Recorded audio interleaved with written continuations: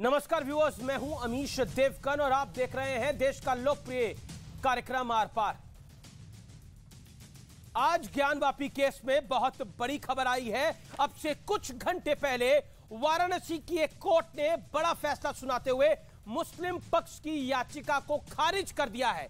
ये तीन मुद्दे बेहद अहम है। समय की बड़ी ब्रेकिंग स्टोरी है, इसलिए इसे ध्यान से सुनिए और समझ लीजिए।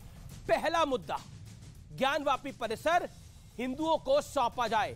दूसरा मुद्दा, ज्ञानवापी परिसर में मुसलमानों के प्रवेश पर रोक लगे। और तीसरा मुद्दा, आदि विश्वेश्वर यानी ज्ञानवापी परिसर में कथित शिवलिंग की पूजा का अधिकार दिया जाए। ये तीन मांग हिंदू पक्ष की तरफ से उठाई गई थी, जिसके बाद मुस्लिम पक्ष कोर्ट पहुंच गया और कहा कि यह मुद्दा तो सुनने के लायक कतई नहीं है।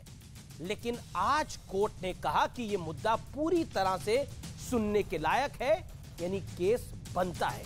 यानी आज का फैसला मुस्लिम पक्ष के लिए एक बड़े झटके की तरह है। लेकिन मुद्दा सिर्फ आज के फैसले का नहीं है। ज्ञानवापी परिसर पर पिछले एक साल में जो भी फैसले आए हैं, मैं आज उनका संपूर्ण विश्लेषण करने जा रहा हूं। आपकी भी आंखें खुल जाएंगी, जिससे यह साफ हो जाएगा कि इस केस में किसके तर्क और तथ्य भारी पड़ते दिख रहे हैं। और बड़ा सवाल यह है कि क्या अयोध्या के बाद ज्ञानवापी का फैसला भी करीब है? आज इसी पर होगी देश की सबसे बड़ी बहस। क्या ज्ञानवापी पर अज्ञान का अंत करीब है? आज न्यूज 18 पर इसी पर होगी सबसे बड़ी चर्चा।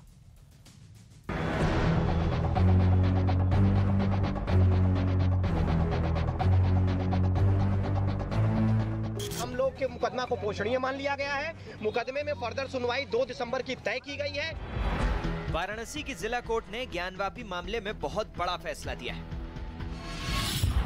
कोर्ट ने ज्ञानवापी परिसर हिंदुओं को सौंपने, परिसर में मुस्लिमों के प्रवेश पर रोक और आदि विश्वेश्वर की पूजा के अधिकार को सुनने के योग्य केस मान लिया है। यानी मुस्लिम पक्ष के लिए बड़ा झटका है। कोर्ट ने कहा कि 35 गज जो एप्लीकेशन उनके द्वारा मुस्लिम पक्ष के द्वारा दाखिल की गई है, उसको खारिज कर दिया गया और मुकदमा पोषणीय है। आगे मुकदमे की सुनवाई चलेगी। अब जरा इस केस में कोर्ट के फैसलों की टाइमलाइन भी देख लीजिए। 17 मई 2022 को सुप्रीम कोर्ट ने कथित शिवलिंग को सुरक्षित रखने का आदेश बरकरार रखा। 12 सितंबर 2022 को वाराणसी जिला कोर्ट ने कहा कि ज्ञानवापी केस पूरी तरह सुनवाई योग्य है, इसमें पूजा अधिनियम कानून लागू नहीं होगा।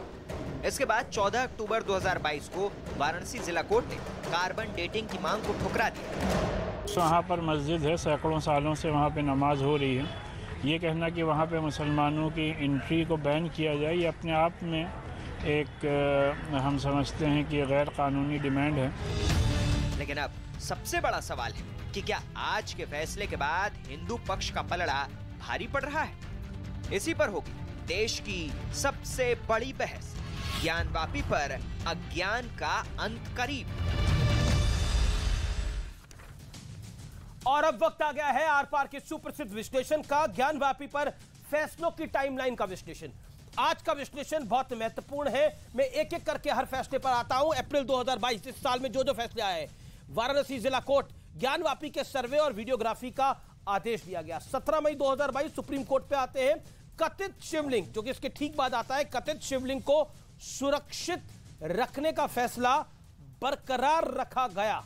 उसके बाद वाराणसी कोर्ट ने यह फैसला दिया था, जिसे सुप्रीम कोर्ट में चुनौती दी गई थी। यानी जो 22 अप्रैल को फैसला आया था 2022 को, माफ करिए अप्रैल 2022 में जो फैसला आया था वाराणसी जिला कोर्ट से, उसी को चैलेंज किया गया था। 12 सितंबर में आते हैं 2022 वाराणसी जिला कोर्ट। पूजा को लेकर 5 महिलाओं की याचिका सुनने लायक है। यह कहा गया इसमें पूजा अधिनियम कानून लागू नहीं होता, यानी जिस कानून का हवाला दिया जा रहा था वो लागू नहीं होता। अब आते हैं 14 अक्टूबर 2022 के फैसले पर। यह महत्वपूर्ण है।